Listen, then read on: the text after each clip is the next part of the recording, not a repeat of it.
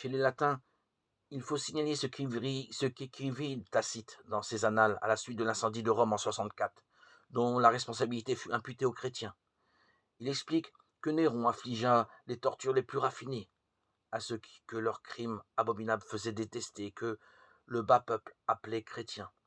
Ce nom leur vient de Christus, qui, sous le règne de Tibère, avait été livré au supplice par le procurateur Ponce Pilate. Réprimée sur le moment, cette exécrable superstition débordait de nouveau, non seulement à travers la Judée, où le mal avait pris naissance, mais encore dans Rome. Ce texte fut publié, semble-t-il, vers 115-116.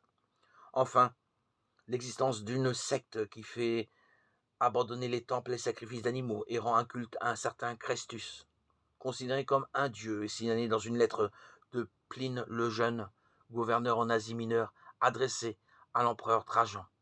Suétone, d'autre part, écrit dans ses vies des 12 Césars publiés vers 120 que Claude chassa de Rome en 41 des Juifs qui, à l'instigation de Christus, fomentaient des troubles.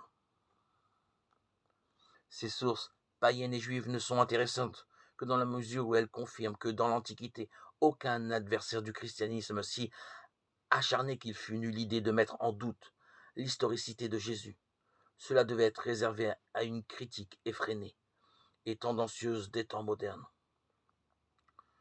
Aujourd'hui, aucun historien sérieux ne met en doute l'existence de Jésus.